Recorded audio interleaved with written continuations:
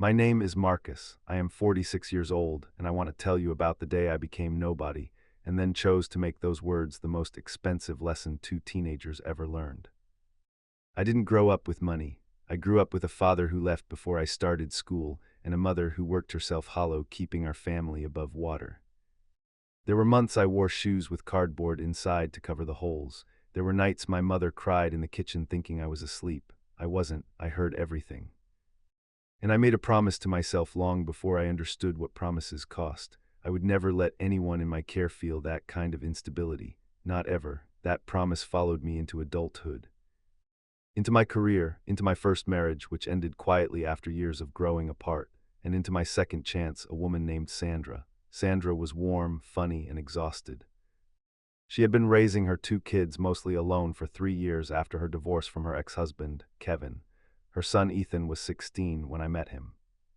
Smart, athletic, full of a restless energy that reminded me of myself at that age. Her daughter Chloe was 14, artistic, observant, and already sharper than most adults I knew. I liked them immediately. That was my first mistake, not in liking them, but in assuming that liking them meant they would like me back. I also had my own two kids from my first marriage. My daughter Ava, who was 10, gentle and studious, the kind of child who notices everything. And my son Noah, 8, a boy so full of life he seemed to vibrate when standing still.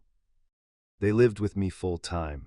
Their mother had moved across the country for work, and by mutual agreement, I became the primary home for both of them. So when Sandra and I got serious, when we talked about building something together, I did not walk into that conversation lightly. I sat with it, I prayed over it. I thought about what it meant to take on not just a woman, but an entire world, two teenagers with a living father, a complicated history, and loyalties I could not buy or rush, but I chose to try. That was not naive, that was love. We married in the spring. I sold my smaller house and we bought a larger one together, a house big enough for 6 people to breathe, a real home. My name was on the mortgage, my paycheck covered most of it, and I told myself it didn't matter whose name was on what because we were one family now. I meant that, every word.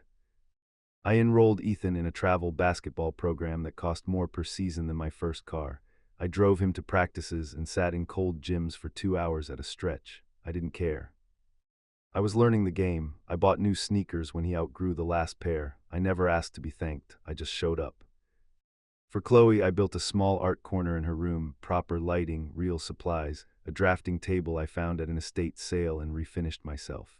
She painted for hours in there. I framed her work and hung it in the hallway. When she entered a regional competition, I took time off work to drive her there and stand in the back of the room with my arms folded.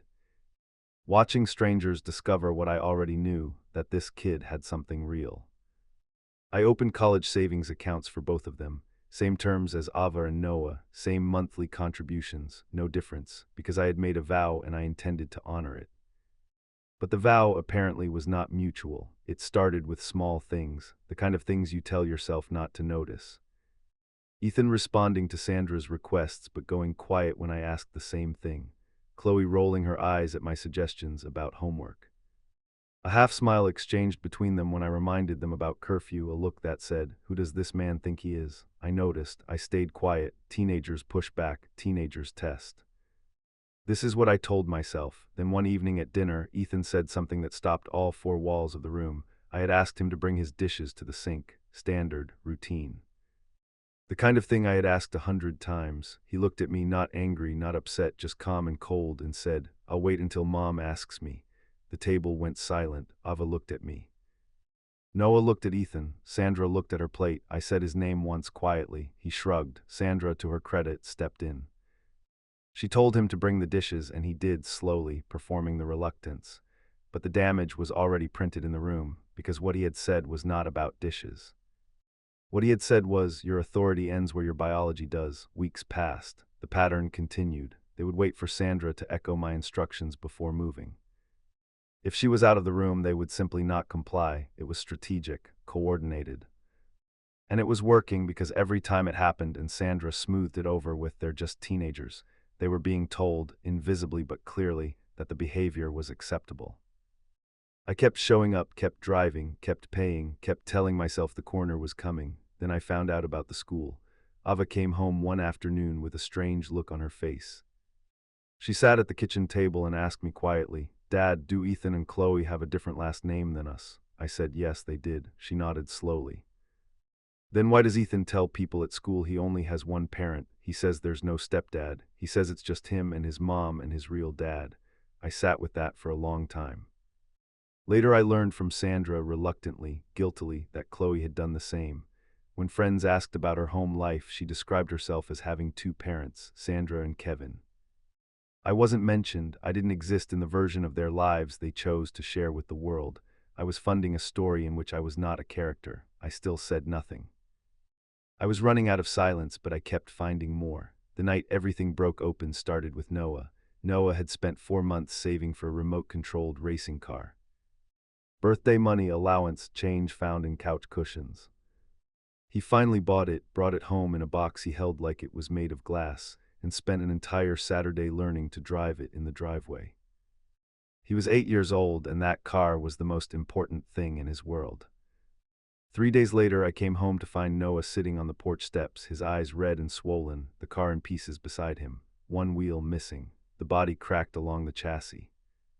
The controller face down in the gravel. I crouched beside him and asked what happened. He told me Ethan had grabbed it, told Noah he wanted to try. Noah said no. Ethan took it anyway, drove it at full speed into the concrete wall at the back of the driveway, laughed when it broke, and handed the pieces back. He said it was just a toy, Noah whispered. He said I was being a baby. I went inside. Ethan was on the couch, phone in hand, the exact picture of someone who did not expect consequences. I sat across from him. I told him what he had done. I told him he owed Noah an apology and would be replacing the car. He looked at me for a long moment. Then he said, "You're not my dad. You can't tell me what to do." I heard it. I absorbed it. I did not shout. I said calmly, "You're right. I am not your dad." Then I went to my office and I closed the door. That night, after the house was quiet, I sat at my desk and opened a spreadsheet. I am an organized man. I had records of everything, every payment, every fee, every deposit into Ethan and Chloe's college accounts. 3 years of contributions, tutoring, camps, competition fees. Equipment, the number I arrived at was not small. I stared at it for a long time, and then I understood something with a clarity I hadn't felt in years. I had been operating under an assumption that was never agreed upon by all parties. I had assumed that providing for a child creates connection, that generosity builds relationship. But Ethan and Chloe had been given every material benefit I could offer, and in return they had been consistent. I was no one. I was irrelevant. I was nothing. They had made their position clear repeatedly and publicly, and I had responded by paying for another semester. That had to stop. The next morning I called the bank. I redirected the college fund contributions. I suspended payment on Ethan's basketball program. Chloe's regional competition fees, gone. The monthly allowance Sandra and I had agreed would come from household funds. I clarified that my contribution covered the household's shared expenses. Their personal enrichment would need to come from elsewhere. Then I sat Sandra down and I told her clearly and without anger what I had done and why. The reaction was not quiet. Sandra did not yell at first. She stared at me. Then something cracked in her face and she did yell loud, sustained, the kind of anger that has been collecting pressure for months and finally finds its exit. She said I was cruel.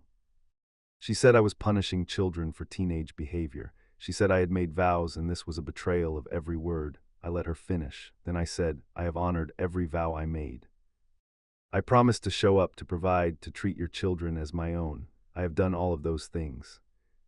What I will no longer do is accept a situation where I am told I am nobody, where my son's belongings are destroyed with zero accountability, and where your children tell their classmates I don't exist while I fund their futures.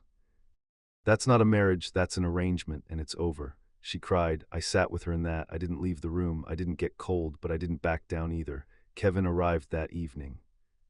Sandra had called him. He came through the front door with energy I can only describe as theatrical, a man performing outrage for an audience he expected to fold.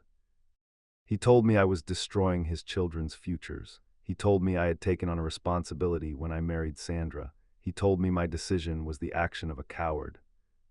I looked at him and I said, your children tell the world they have two parents, you and Sandra. I am not in that story, so let those two parents provide for them. I'll be here for my kids. He didn't have an answer for that. He tried several approaches and none of them landed, because there was no moral argument available to a man asking me to finance children who had publicly denied my existence.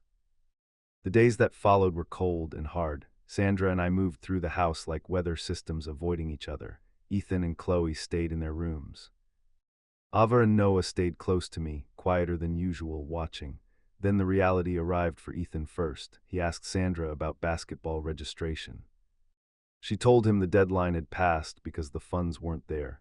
He came to her again about camp's same answer. He started to understand that the river he had been swimming in had a source, and the source had been turned off. Chloe lost her competition entry, a regional show she had been preparing for.